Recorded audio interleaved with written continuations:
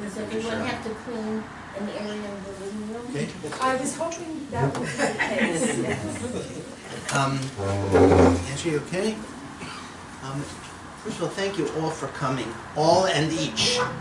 Speaking for my own household, on a Sunday shortly before Pesach, there was no shortage of competing activities in which one could be gainfully or happily engaged, sometimes one or the other.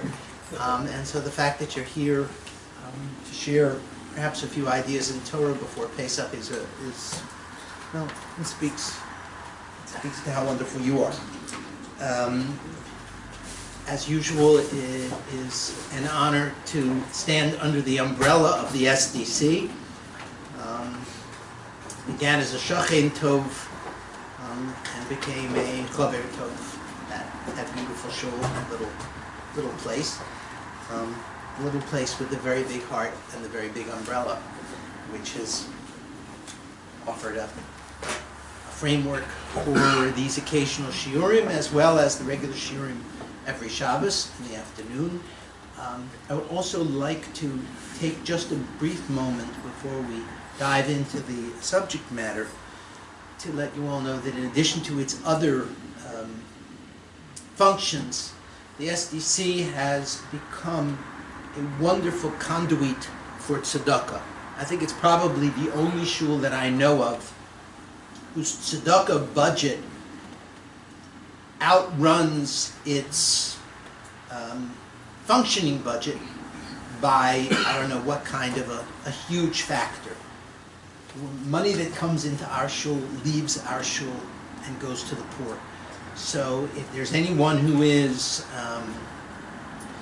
distributing their money for moschitim to make sure that when you all, with God's help, sit down with friends and families to make lovely siddharim, to know that other people are enjoying the same prerogative, and if you would trust us to be your agents, we would be very, very honored to do so. And so you can make your checks to Spite and Dival Congregation, and just make a little note in the bottom. Moschitim, the bank, Mark tells me, does not care for SDC so much, but if you misspell Spite and Dival, they will still love you. The bank is, everyone there was trained in SAR, and so spelling doesn't really matter that much to them, as it does not to any of my children. Okay. Can I just close the Yes. shades? So that Sure. Just Also a question as- of where you put the Y and the U. Yes. As long as you put that in the right place. Also, among the great charities of the SDC is the fact that we very graciously allow Sharon Moses to live in our Beis Medrash when we're not using it. This home has become our Torah address, and we are grateful each and every time. I'd like to begin in terms of explaining how today's topic was landed on, so to speak, by mentioning a line from the Rav's beautiful Shiur L'Zecher Avi Mori, which he gave one year on the subject of Sipur Yitzias Mitzrayim, the nature of the mitzvah of telling the story of the Exodus. You will notice, by the way, parentheses, that there are no source sheets today. This is a pedagogical experiment. I have a pretty tight outline, and I'm going to see if I can inscribe the shiur on the tablets of your minds, as opposed to felling a forest in order to create the impression that I actually thought about this beforehand. The Rav makes a fascinating point, which of course he proves through a brilliantly constructed shiur.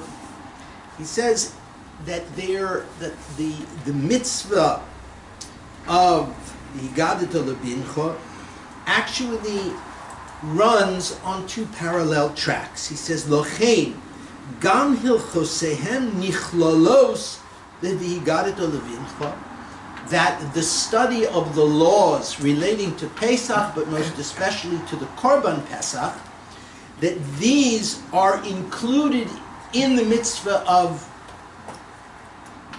telling, V'ha'esek bohem, time spent contemplating the laws of Pesach, hu kemo ha'esek b'sipurei ha'ma'oros b'mitzrayim, that is the equivalent to telling the stories about the events that actually took place in Egypt. In other words, if when you get up in a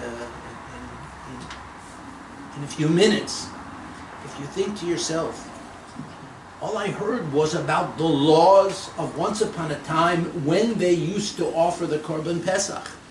I thought the rabbi was going to talk about the 4 sons. I thought he was going to talk about the classic themes of the Haggadah. What can I do with this? The answer is that if any of this sticks in your memory, tradition assures us that discussion of these intricacies is on par, and one would assume is seen to have the same pedagogic impact, potentially, if you tell it right, as the stories of the plagues and the splitting of the sea and the other elements of the redemption. So here we go. What I'd like to do is to look at the concept of the Korban Pesach itself, to look at the Passover offering from several different vantage points. First of all, its text of origin. How do we know, how did our ancestors know what to do in terms of offering the Korban Pesach? Well, a great deal of it was, in fact, woven into the Torah's commandments concerning that first Passover, the Pesach Mitzrayim. Now, while it is true that our sages understood that there were different rules that applied to the first Passover as compared to what is called Pesach Ledoros, subsequent celebrations of the Pesach, assuming in the context of having a Mishkan or a temple, that there were differences. So, for example, in Mitzrayim, there was a great deal made of the selection of the lamb or goat days before. This doesn't apply, this special obligation to select the star of the show at a particular point days before. This doesn't apply in Pesach Ledoros. Pesach Ledoros, the regular Pesach, has qualities and obligations of its own. For example, the concept of chabura, of assembling the company, so to speak.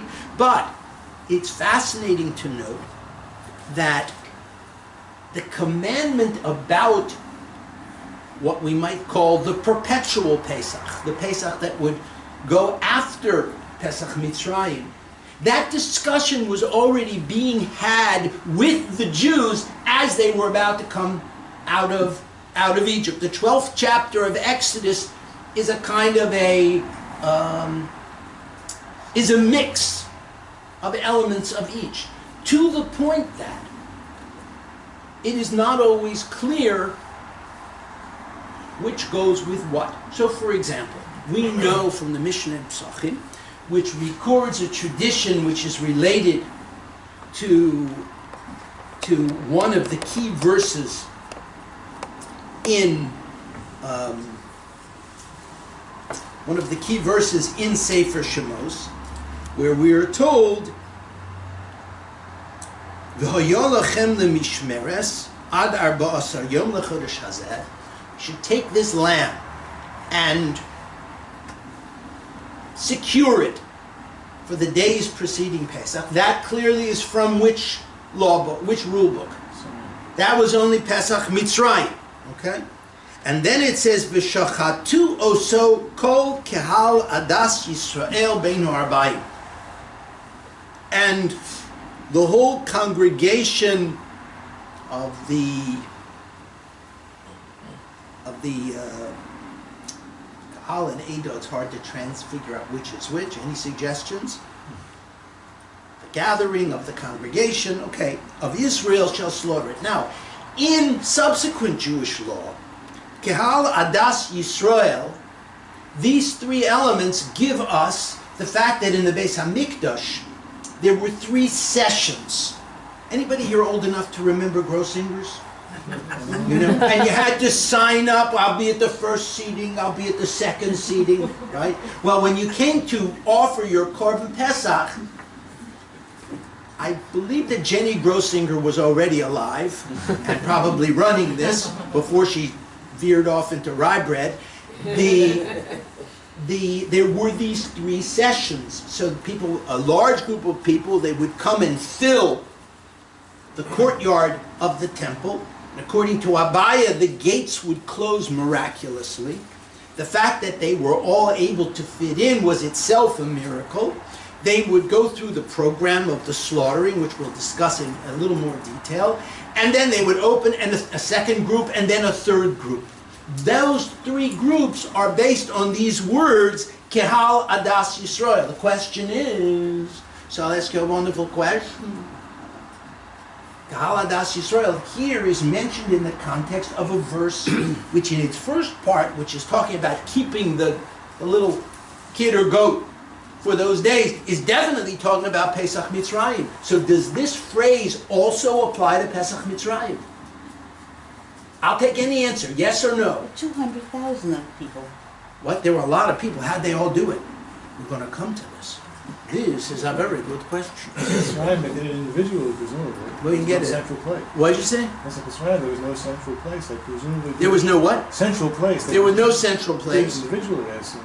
So one would assume that they were slaughtering all over the place. So Mark votes no. Anybody vote yes? I'm not sure what the question is. Believe me, I know what. The question is, does this concept of the 3 sessions apply only in the temple? Or since it's here in the context of this pasuk, did it also apply at the first Pesach, at Pesach Mitzrayim? Mark says no. Anyone say yes? Just because I'm going to take a stab at it, you could say that it was the first level for those who actually remembered to do it and did it properly. The second level was a catch-all for those who didn't. And then the third level was probably Moshe and Aharon doing it for themselves and anybody else who might have gotten down below. We're So talking it did- Very creative. We're talking 600,000 of them. We are talking, yes. Doesn't the pasuk say "Sela boyes"? In other words, when Pesach, where they had to take, it was family oriented. Yes. In other words, the groups were by families. There's no, so it would apply only in Mitzrayim, and that, So, in short, you're voting with the judge. You're saying no. It would be life-threatening to do anything outside of the houses that had the thing. That I'm not sure of, because it should have been life-threatening to take a goat home. But that was a really sign. life-threatening. Well, I don't think that was a. That was a sign how cowed the Egyptians were. No pun intended. Don't report this one to Johnny. So the answer is, except for the creativity customers who get a special award, anyone who said no is right. Anyone who said yes is right. Why? Because this is a debate between the Bavli and the Yerushalmi. The Bavli, of course, follows the judge and says that this concept is only in the Beis HaMikdash, and possibly with Herb's thinking that it was house-oriented, but the house orientation is really not on the slaughtering. It's later, because even in the Beis HaMikdash it was home-oriented.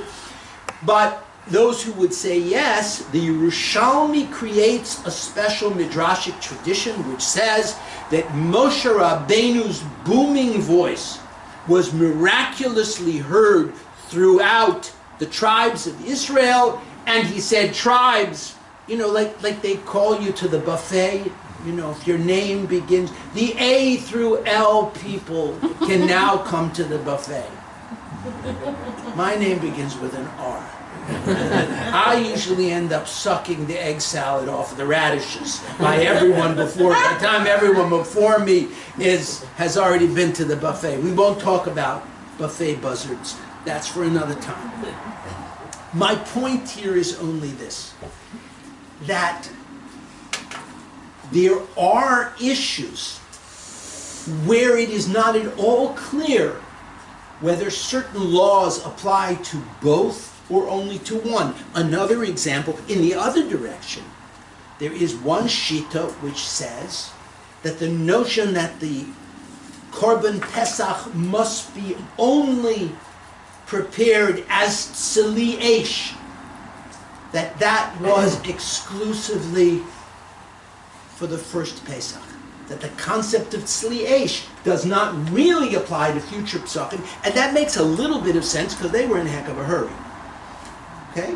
So what I'm trying to demonstrate is that there is a blurring. But the blurring doesn't stop here. What does the blurring mean? It means that in Pesach Mitzrayim, there was already what I would perhaps call the anxiety of displacement. The knowledge that to do Pesach again would be different, but needed to be preserved. Where do we find this anxiety of displacement redoubled? We find it in the institution of Pesach Sheni. The recognition that there would be people who would be unable to offer the Passover offering in its time. And so even as they were offering the Korban Pesach, it was already known that certain individuals would be showing up and offering for Pesach Sheni for various reasons, because they were far away, because they were in a state of ritual defilement.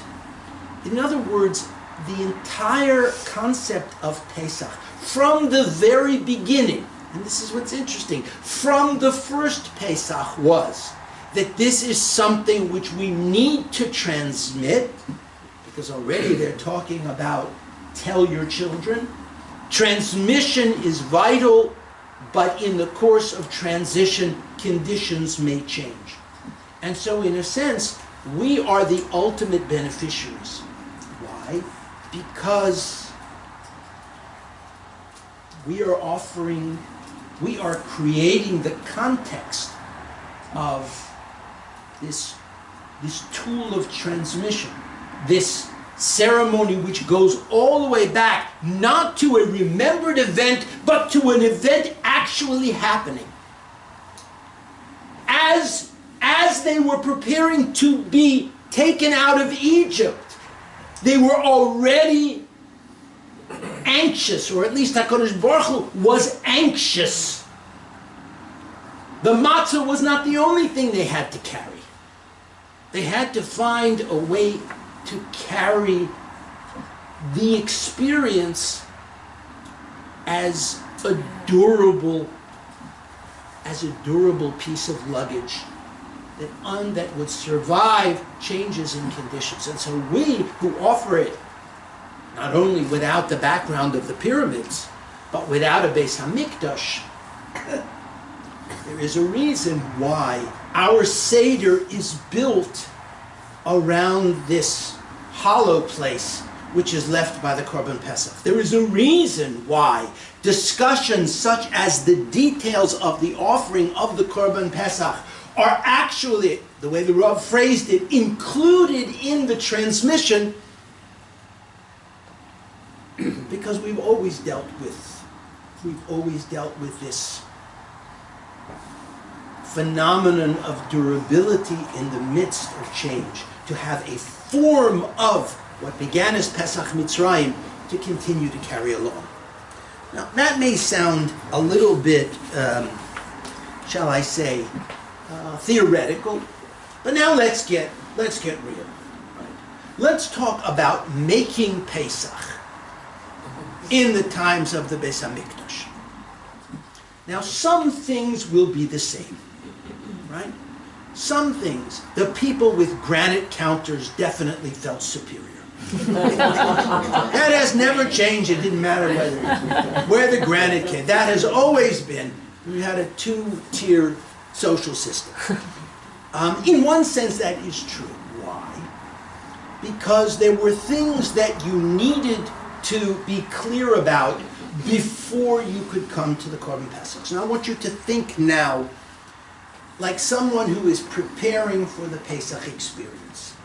Right?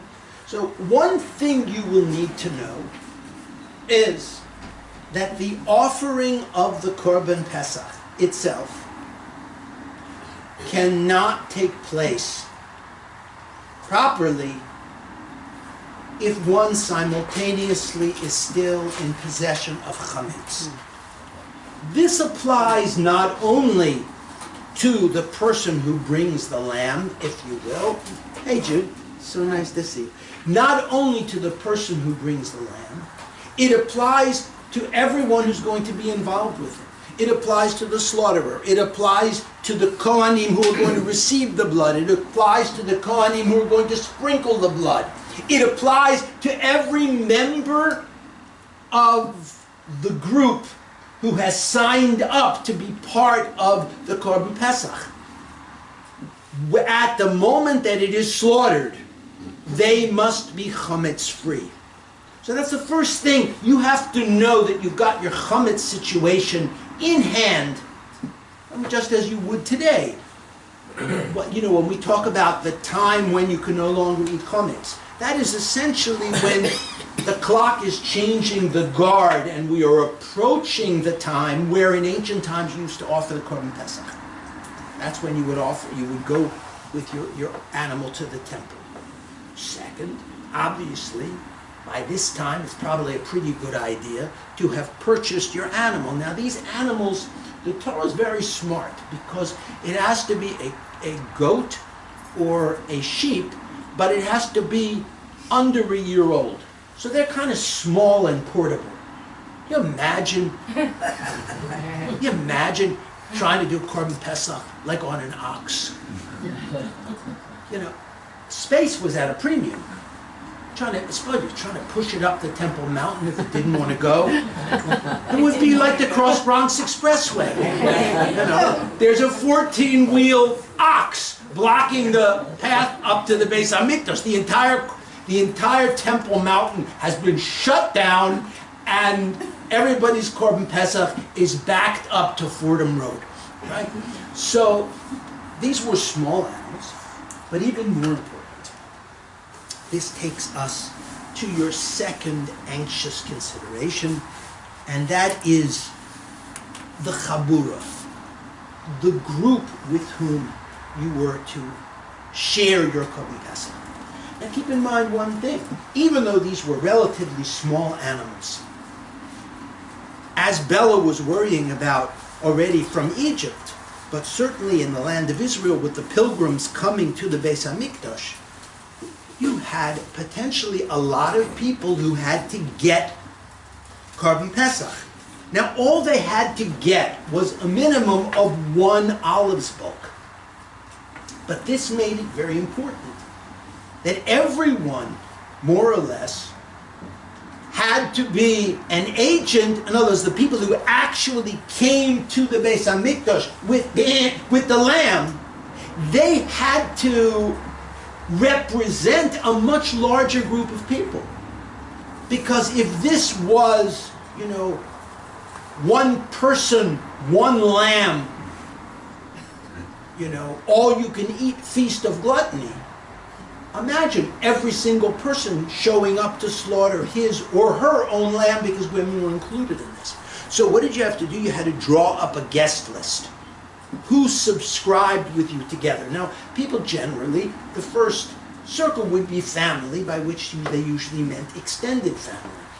Now, we didn't have in those days Korban Pesach helper, so to speak, to sort of stretch.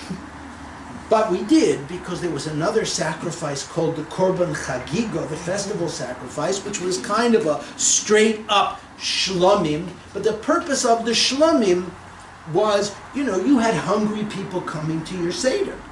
And if, indeed, you've only budgeted one olive's bulk of Korban Pesach, imagine going to a party and the entire menu is on a toothpick. This is it. Can I offer you anything? Take one. Don't come back. Right? Obviously, we had to feed the people, so there was a korban shlomim that accompanied it, which particularly in Sidorim, in groups that had a large number of people, that's what they filled up on.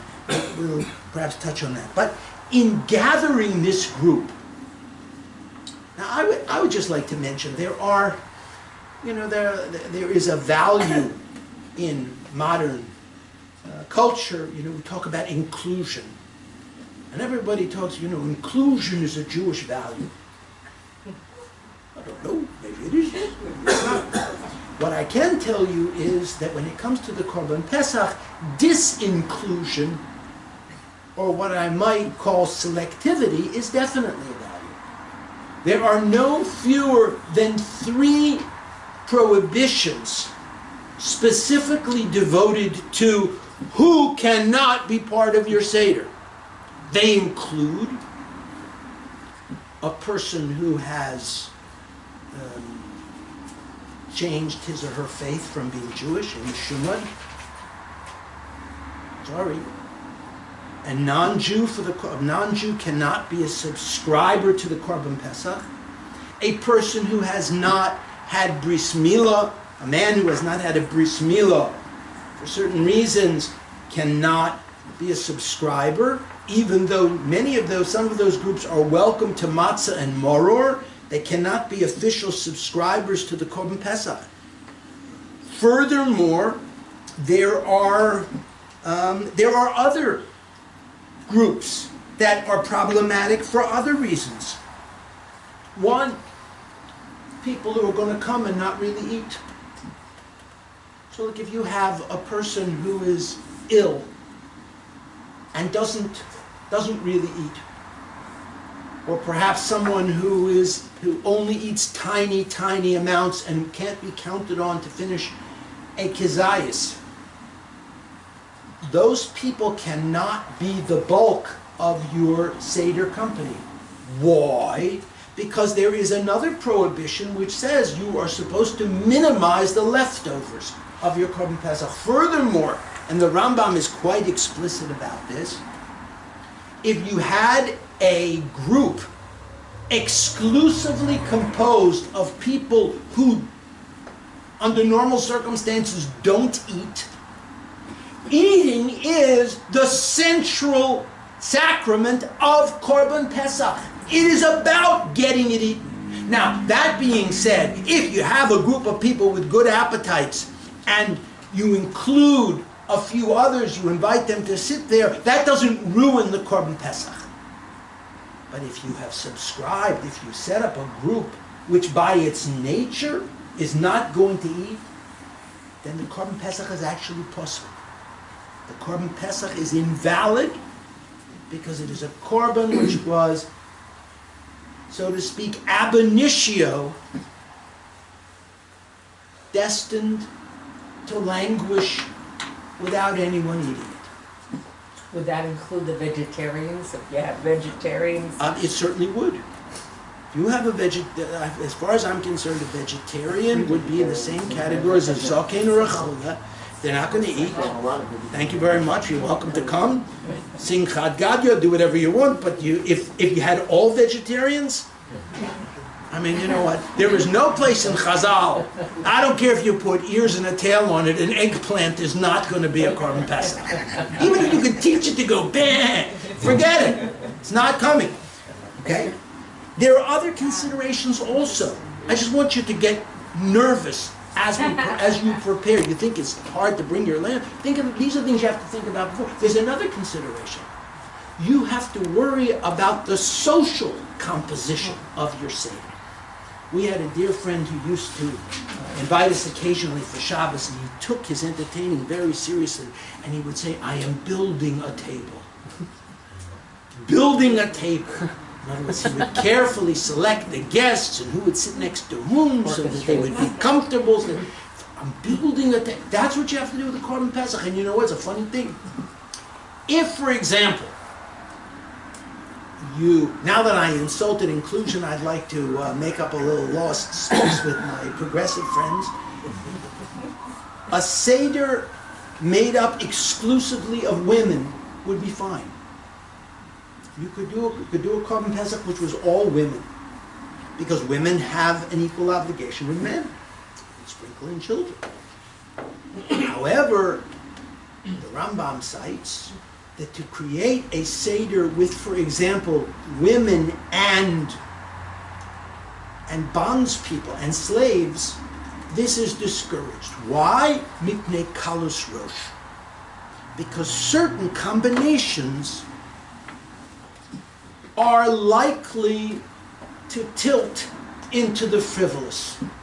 This is probably the earliest mention of the danger of social Judaism in our sources, where the social energy will, in a sense, vanquish the sense of purpose. So in other words, when you put together people for the Seder, even if they passed all the tests, they're Jewish and believers and everything's good, they've passed that test, you have to make sure that when you put them together, the atmosphere will be appropriate.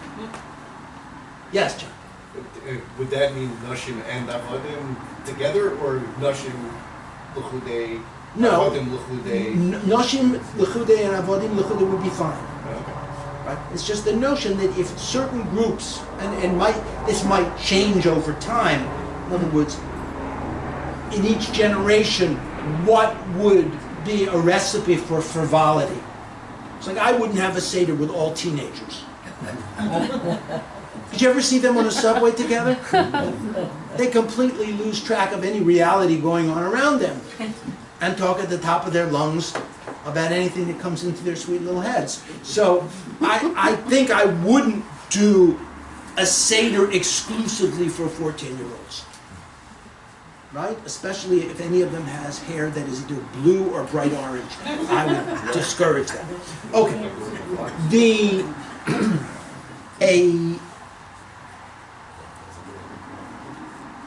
Another category of social sensitivity is a fascinating one, and here there's some discussion on the Rishonim. One is not, even though a ger tzedek, a righteous convert, is certainly included in the Seder. They are one of the included. One is not supposed to create a Seder exclusively for gerim. Why?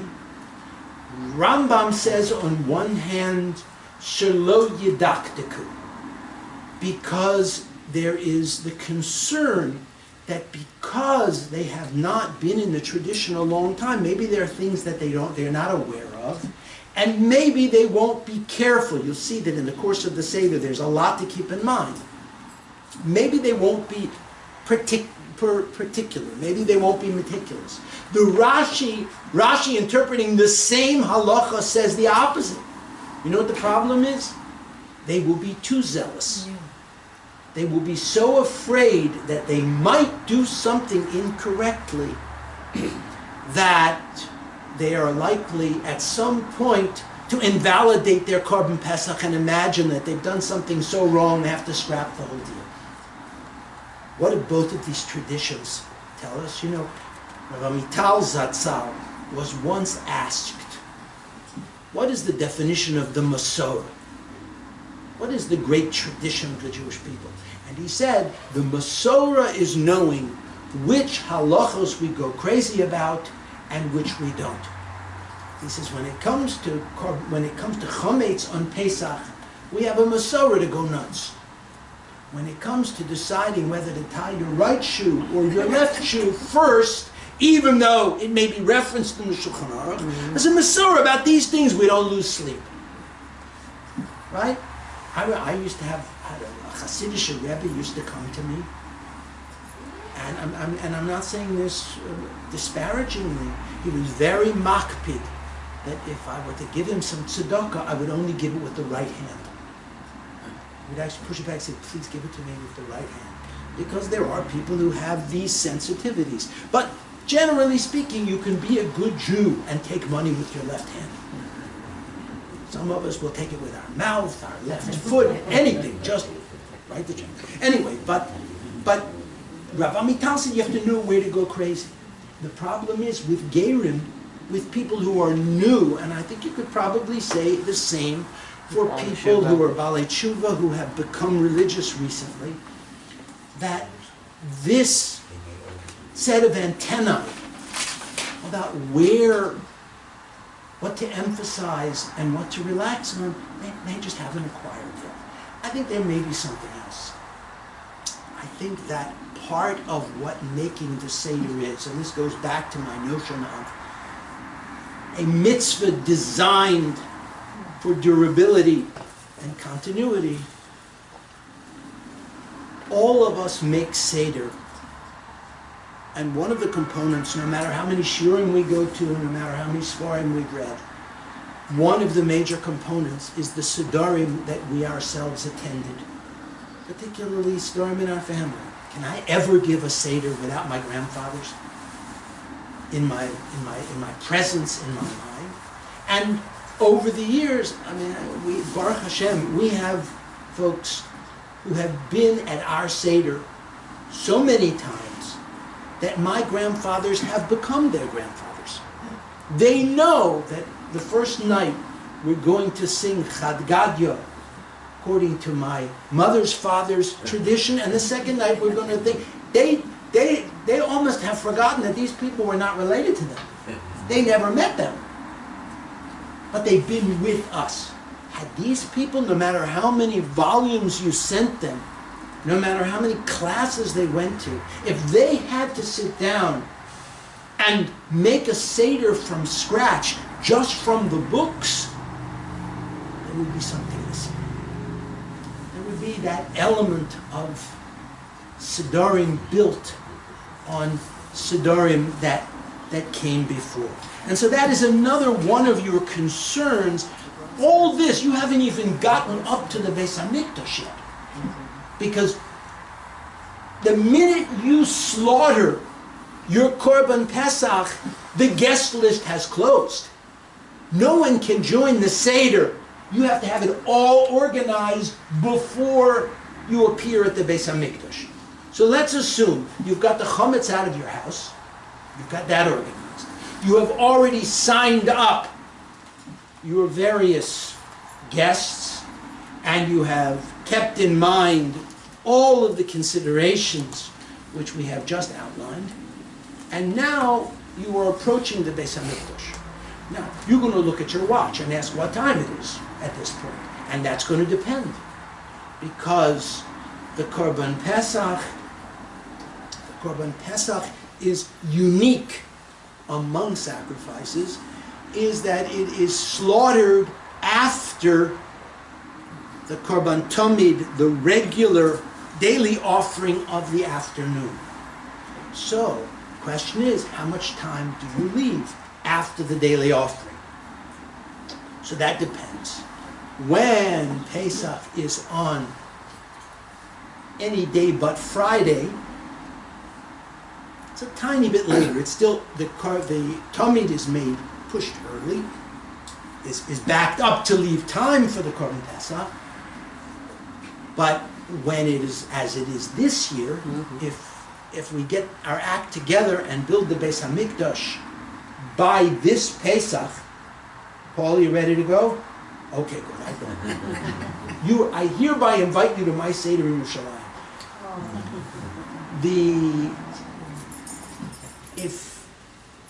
But only if you promise to eat. On Friday, you had a special consideration. Normally speaking, you would slaughter your Korban Pesach on the 14th of Nisan. And and you do everything you have to do in the Beis HaMikdash. We'll come to that in a moment. And then you would take it home, and you begin to roast it. So you roast and you roast and you roast. The only problem is, when Pesach, when the Seder is on Friday night, the roasting has to be completed before Shabbos. So we make the Korban Tomid Shalbeinu Arbayim. We make the afternoon sacrifice as early as it can possibly be. This is something which gives us a very important concept that a lot of people appreciate in the winter, called Mincha Gedola. Now, what is the earliest time you can offer the afternoon sacrifice?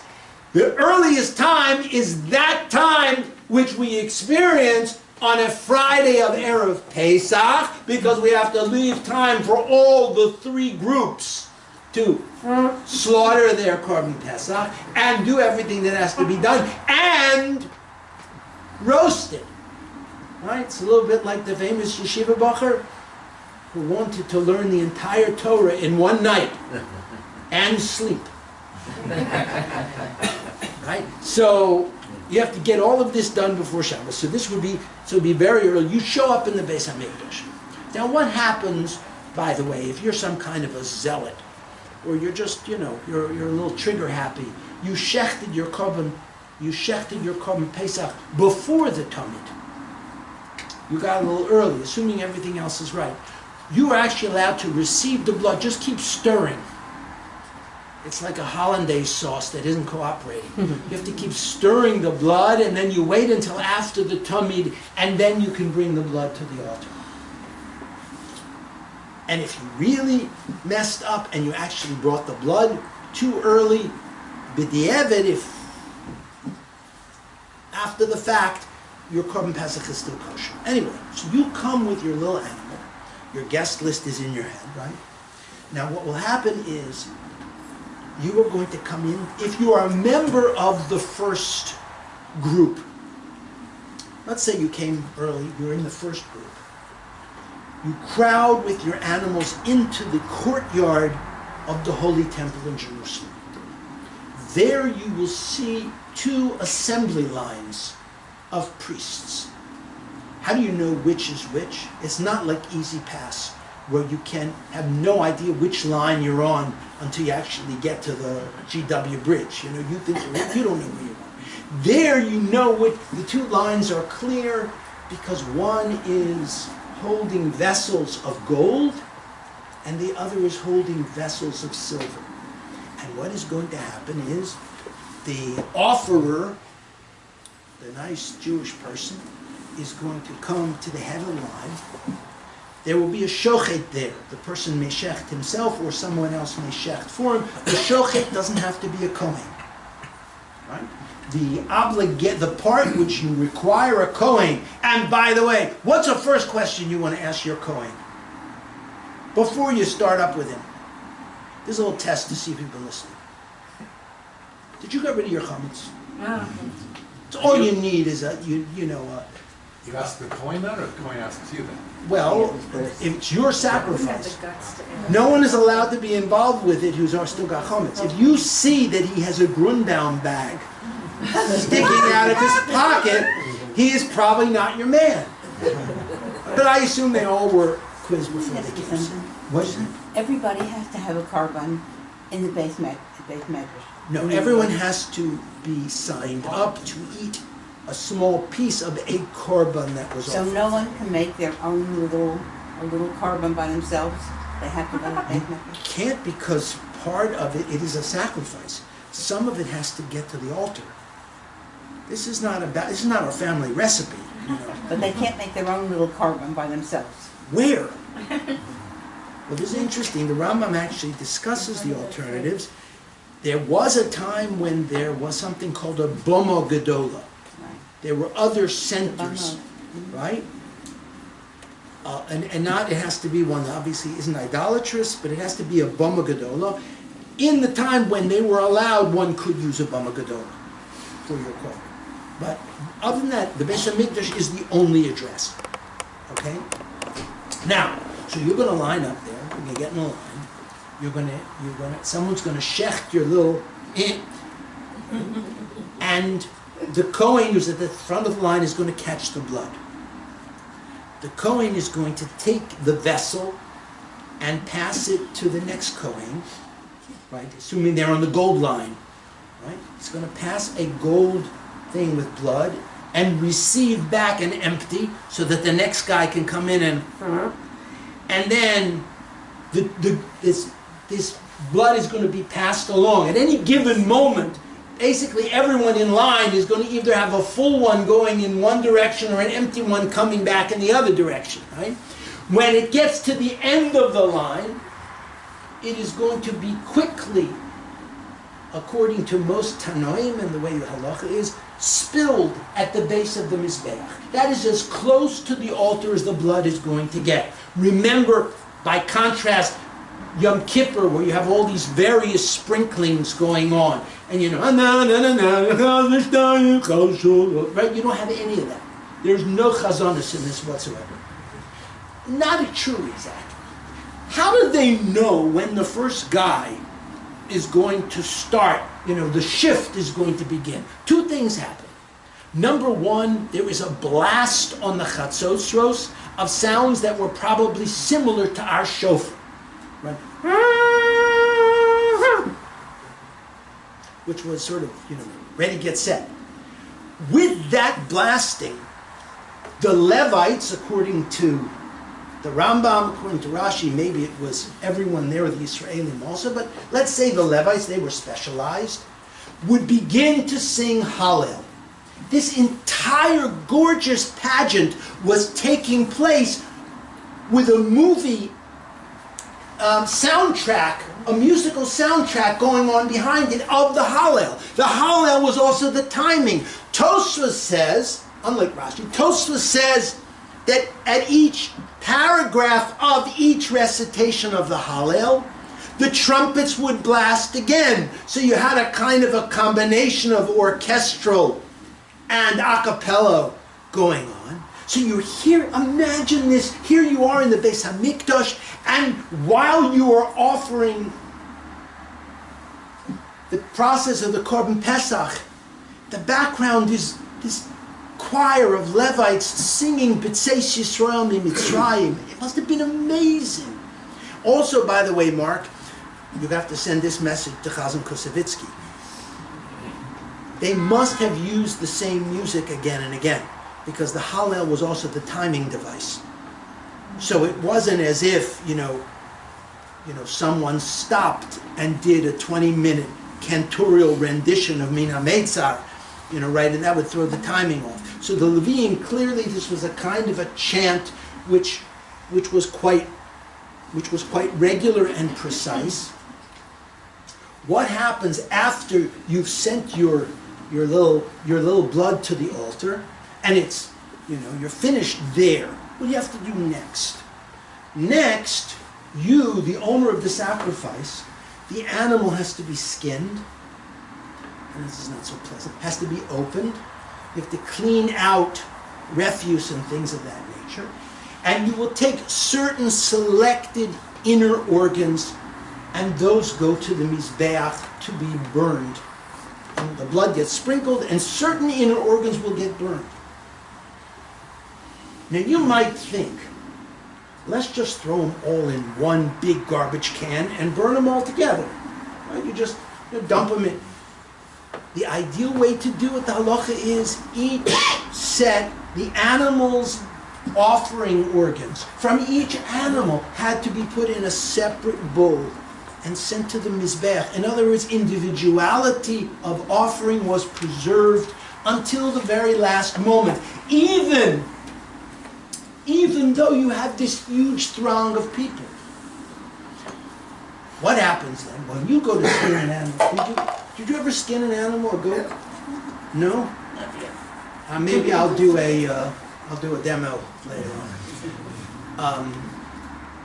The Beis HaMikdash was ready for this. The walls of the Beis HaMikdash, there were hooks. You would sort of tie the back legs and hang it, and then you would strip the skin. If you didn't find a hook, you can imagine it was a busy place. They had poles that had extra hooks. But there were a lot of people there. If you didn't find a hook on the wall, you didn't find a hook on the pole. You know what they used to do? People would help each other out. They would bring special sticks.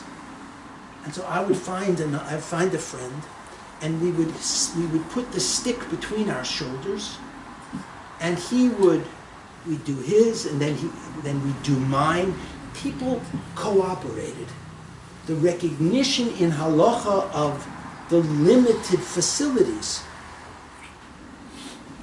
the difference was made up by this kind of cooperative effort. It said that on Shabbos, when, according to many, they couldn't carry the sticks, they would just lock their arms, shoulder to shoulder, and hang the Korban Pesach, and they would help each other that way. Another time when we were grateful that there were no oxen in this picture, that would have been a problem.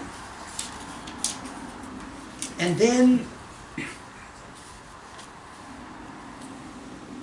let's step back for just a moment. Let's understand what has actually happened in this Korban, because against the backdrop of what we know about other sacrifices, this one is unprecedented. Normally speaking, the less sacred a korban is, the more time you have to eat it. The entire process of the Korban Pesach, from when you slaughter it to when it has to be finished, is a 12-hour window. Unprecedented. The involvement of the Mizbeach, the involvement of the altar, also absolutely minimum. The element which plays a crucial part, also unique, is the eaters. You know, in many sacrifices, the key things are what goes on to the altar. It's not, or the blood that gets sprinkled, the parts that get offered. If you had a Korban Pesach, and you're on your way home, the blood has been sprinkled, the inners are on their way to the altar, and you're in luck, Gott dir geholfen. Someone throws a dead lizard at you. This was a common prank in ancient times, apparently. Using dead lizards as projectiles. But it's a sheretz. And your Korban Pesach is tummy. Meaning what? Everything the altar needs to get is fine. Only what? You can't eat it. Because your tummy. It's tummy. If your tummy is a different question, but if the meat cannot be eaten, the whole sacrifice is possible. Why? Because in this particular korban, as we said before, if you signed up people, none of whom can really eat, the vegetarian group, eating is the core of Korban Pesach. As everything is, the emphasis is shifted away from the Mizbeach. A minimal temple-centered work, and the emphasis shifts back to the eating. Not only this, order before midnight tonight. The place where you determine that you're going to eat the Korban Pesach, the place of the Korban Pesach becomes a sacred zone of its own. It is unique. Basar ha-Pesach sheyotza chutz l'chaburaso. Here I'm quoting the Rambam in the 9th chapter of the Laws of Korban Pesach. If you have a group which is your carefully designed guest list, and you sat down and you began to eat your Korban Pesach, one chaver, he's got his rib or whatever it is he's eating, his lamb chop, and he decides to go out in the street to catch a breath of fresh air. That piece of the Korban Pesach becomes forbidden. Just as if what? Just as if he were a Kohen who was eating a sin offering in the courtyard of the temple, and he walked away just as if he were eating some of the minor sacrifices that have to be eaten in Jerusalem. The difference here is the locus of sacred space. And here's what I want you to hear in the Rambam.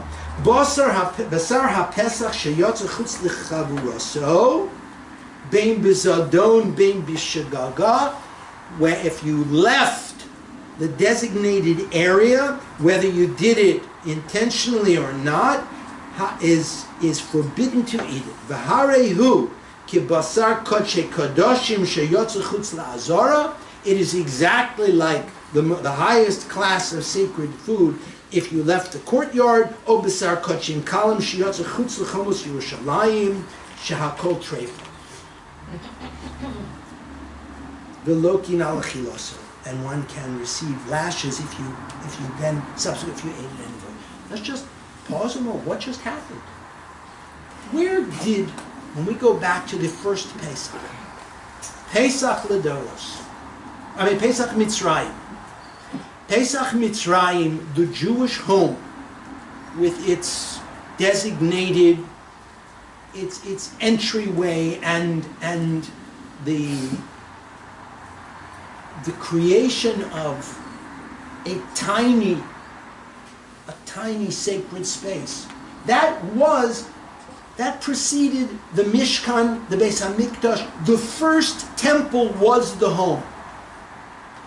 The Korban Pesach with the Chabura, with this group, this invited subscription group, the place that they, so to speak, make their home, it becomes a self-contained sacred space. To the extent, Leo, that the Rambam takes the position that if you have two groups who are making two different chaburos in one house, they have to erect some kind of a barrier, a mechitza, lest it appear, so that they know there's something holding them in. They must be enclosed. It requires a sense of restricted sacred space.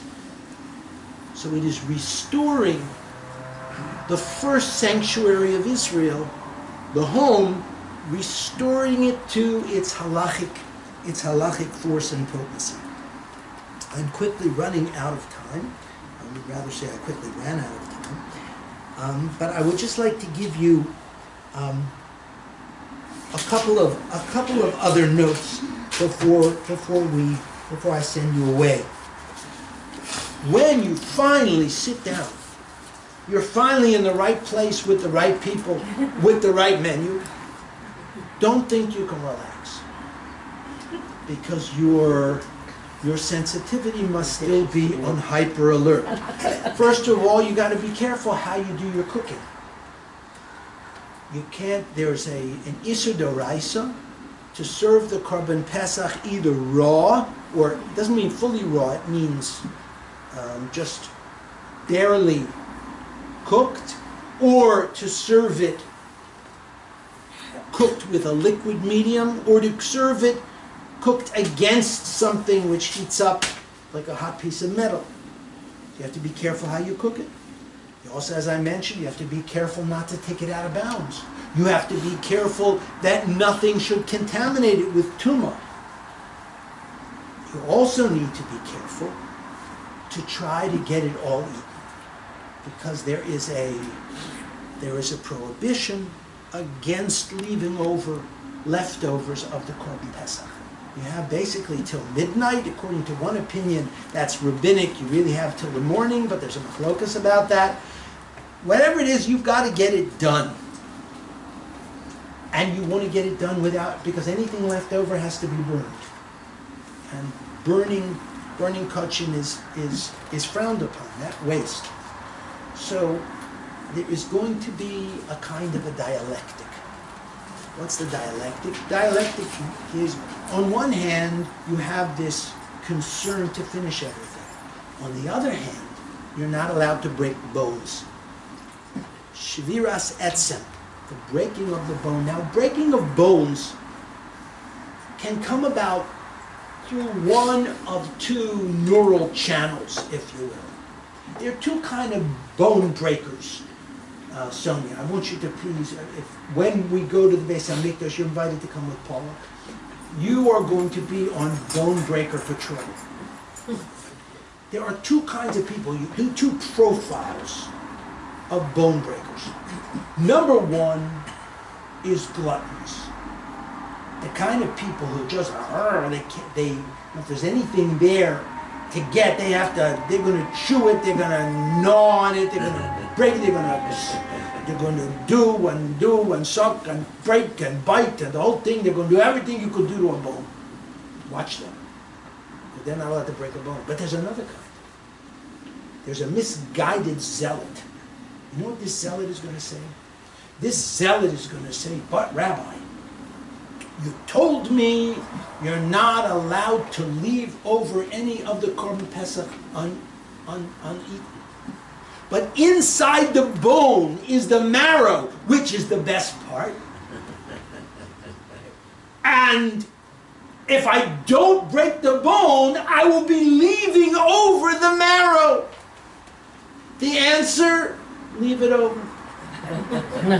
Leave it. That much no sir. In other words, the two elements which are being controlled here are the elements of excessive self-indulgence and misguided religious zeal. So you want to be careful from foodies and frummies, because they will be your bone breakers. And indeed, this prohibition against breaking the bones was such a central preoccupation that the Rambam says the prohibition against breaking the bones begins even before the time when you can eat the Korban Pesach. In other words, you're taking it down the hill. It's not even night yet. Your guests aren't going to show up for another 2 hours. You're already not allowed to break a bone. Not only this, that night after midnight, even after morning, the leftovers of the Korban Pesach are still, for whatever reason, hanging around. The prohibition, even then, to break the bone continues. In other words, it is a very durable prohibition. It begins early and it stays late. As a matter of fact, according to the Rambam, it creates an obligation which is unexampled. And that is the bones of the Korban Pesach have to be burned. Rosenblatt, Yes. why, before we sit down, why do we first say we take all the food and we put it on a plate that it gets taken care of? Why do we have a Seder plate before we sit down? Is that what you're asking? Yes, the Seder plate. Well, the Seder plate is largely to remind us of all the things that we wish we were doing, but which we cannot do because we don't have the Beis HaMikdash. It's sort of the full menu of symbols, many of which are blocked from us. Okay, that's why we sit down when we put everything on. We put the Seder plate on the table that we know what we shouldn't eat and so forth, right? That's one way of thinking. Because some of the things we know we shouldn't eat, right? But we wish we were. I see. It reminds us of what a full Pesach would be like. Very much in line with what we started with today, the idea that we are aware that this has to be durable during different periods in history, some of which won't give us the privilege of fulfilling every. So with the bones, every we're burning kachim anyway. What? With the bones, we're burning kachim anyway. They were nosar, is what they were. Only bones that one time contain marrow or flesh.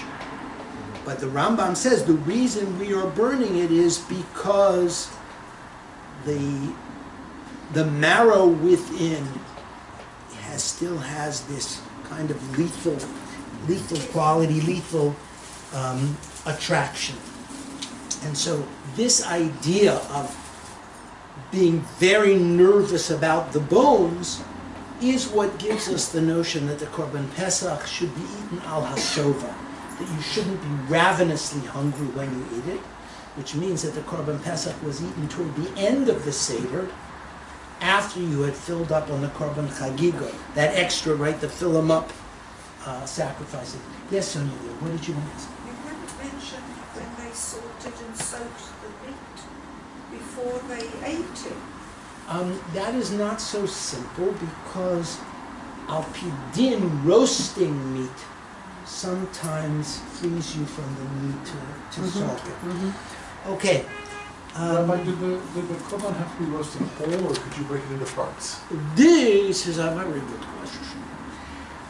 First of all, there was a machlokas about the innards, the parts you were allowed to eat, not the ones that were offered, whether they could be put in the cavity. And we paskin that is too much like cooking. In other words, the dominant, the position we accept among the Tanoim is that they were strung on the spit. There are also positions that say that as long as you have the whole animal, you can divide it and roast it in sections. It doesn't necessarily have to be, even the carcass doesn't have to be roasted in its Well, how can you divide it without breaking the bone? I guess along the joints. You can cut sinews. Yeah. You have to be a good butcher. The last thing is that when you were offering when you were eating the Korban Pesach, you had a lot of the same worries that you have every time you invite people for Shabbos. Chazal understood this. What do you do if you told everybody 12 o'clock? Every family doesn't have this. How long do you have to wait for late guests? It's 12:15. I'm starving. Can we start? Let's give them another 6 minutes. Right? What happens if you have this carefully drawn up subscription of the Korban Pesach and some of the guests don't arrive? Number one, are you allowed to start?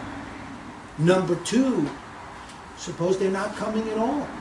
What is bothering you if they don't show up? You won't get it eaten up. Oh, you'll have no sorrow. You'll have too much left over. I didn't want to eat it all because I thought that Jack and Sam were going to show up and, they'd be hungry. So the halacha deals with this. When are you allowed to say, we sent somebody out, we couldn't find them, and so we started without them?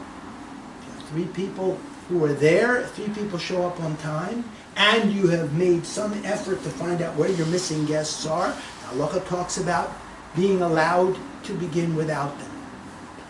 As far as the end is concerned, whoever had this, you ever have a guest who eats at half the pace of everybody else? You ever have a slow one? I know a guy could turn a bowl of soup into a 2-hour affair. And then you go to clear it away. Are you finished? No, I'm not finished. I'm still working on it. What are you waiting to? You wait until it evaporates and you absorb it in your skin? I mean, how is this going to happen?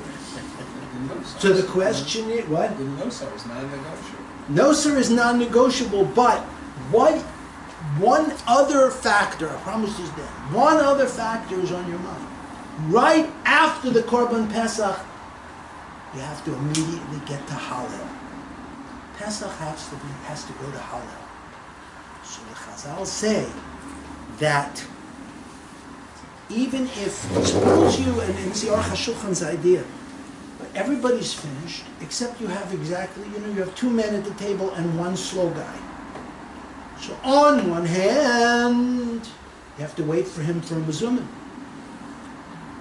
On the other hand, the time between your Korban Pesach and Hallel is opening like a run in a lady's stocking. This is going badly. And so the halacha is you are allowed to move forward in the Seder, even though it costs you your mezumin, you're allowed to move forward. What this halacha emphasizes is that at the Seder, you remember where we began. This idea that halacha is Sipur Yetzias Mitzrayim. You can see that in order to fulfill the obligations of Pesach, the Korban Pesach itself was a kind of a decathlon of halachic sensitivities. Beginning early in the day when you were dealing with chametz, through the building of your table, through your presentation in the Beis Hamikdash, through the preparation of the animal itself, through the party which has to take great care not to walk outside of its parameters, through your sensitivities about how you're going to actually do the cooking, through this, what happens if you're trying to just get it started and some guy's so hungry, he says, cut me off a piece, I'll eat it raw. Not allowed to do that. Through the sensitivities of how your group behaves themselves, the ones who come late, the ones who leave early, the ones who are sluggards, through the entire course of the Korban Pesach. You are seeing it through the prism of halachic categories, sometimes contradictory. Don't leave over, but don't break a bone. Through the entire experience, you are hypercharged to know that the will of God is that through the mechanism of halacha, we achieve almost the same state of hyper-consciousness, of concern, of even anxiety that was experienced by the Jews on that night in Egypt when they waited for the news with their loins girded.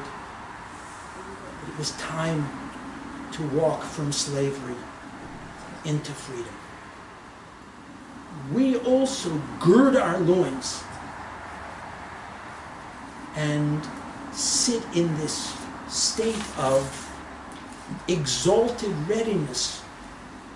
But our readiness is expressed through this movement from one demanding category to another, which allows us to produce an experience that brings us back to all the Siddharim of the past, and for those who were in the Beis Hamikdash, left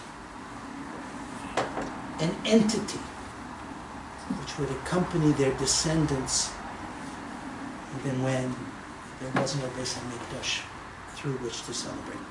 Thanks everybody for your welcome. Rabbi Rosenblatt. Yes. Question. Could you, the concept of nose, that's in relation to the whole thing, that you have to finish the slaughtering of the Korban Pesach, There is a machlokas tanoim, whether chatzos is the actual drop-dead time when you have to finish, or if it is only a rabbinic barrier, in other words, to make sure you don't get too close to the morning.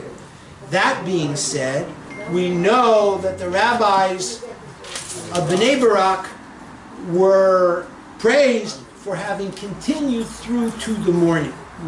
So what is suggested in the Rav's essay is that by midnight, one had to complete the active components, and that the rest of the night was for the post-Hallel meditation. Which, by the way, I think is an interesting idea, because it almost suggests that we have to be in two modes. That we are in this mode of hyper-alertness, but that at a certain point it stops. And we shift into a more meditative, ruminative way of thinking about Yetzias Mitzrayim, which perhaps is its complement. Rabbi, and then, is there anything? Yes. For the case of someone who took it out outside, Is that, and therefore disqualify that piece from being part of the korban, is that still subject to nosai? Yes. So you gotta go find that piece. Certainly it's subject to no and Shiur said so. If it ever had a time when it was kosher. It won't be yotzei with that. Doesn't piece of matter. meat. Same as if it became tummy. But they have to find that guy, find that piece of meat, and burn it before. That's correct. Wow. Thank you. Okay, my dears, thank you. Thank you, Rabbi.